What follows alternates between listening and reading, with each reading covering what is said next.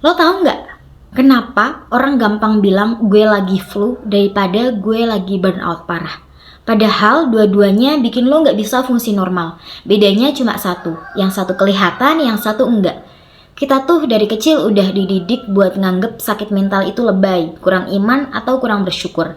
Padahal otak itu organ, sama kayak jantung, sama kayak paru-paru, bisa capek, bisa sakit, bisa butuh diobatin. Coba bayangin, lo lagi patah kaki, terus orang bilang, ah jalan aja, jangan lebay, aneh kan? Nah, itu yang sering kejadian ke orang yang lagi struggle sama kesehatan mentalnya.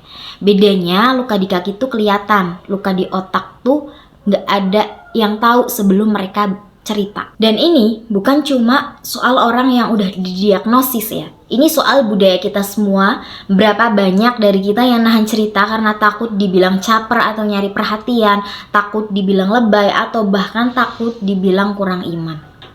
Berapa banyak yang akhirnya milih diem sampai gak ada jalan keluar lain yang kelihatan. Makanya awareness itu bukan cuma soal kasihan ya. Ini soal ngebangun lingkungan di mana orang berani ngomong duluan sebelum semuanya kelewat parah.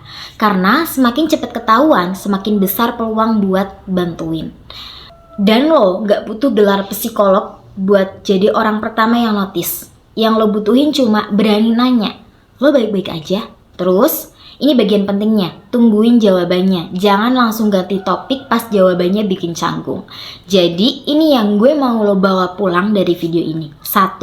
Sakit mental itu nyata, bukan kelemahan karakter. 2. Lo gak harus jadi ahli buat jadi penolong. Kadang cuma butuh jadi orang yang mau dengerin.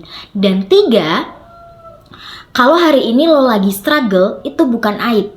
Cari bantuan itu bukan tanda lemah. Itu tanda lo masih mau berjuang. Karena ujung-ujungnya yang paling banyak orang butuhin bukan solusi instan, cuma didengerin dan tahu kalau mereka nggak sendirian. Kalau video ini ngena buat lo, share ke orang yang mungkin butuh denger ini hari ini. Dan jangan lupa buat follow akun aku untuk membersamai di perjalanan mindful selanjutnya. Dan next aku akan bahas tentang perjalanan kesehatan mentalku. Sampai jumpa!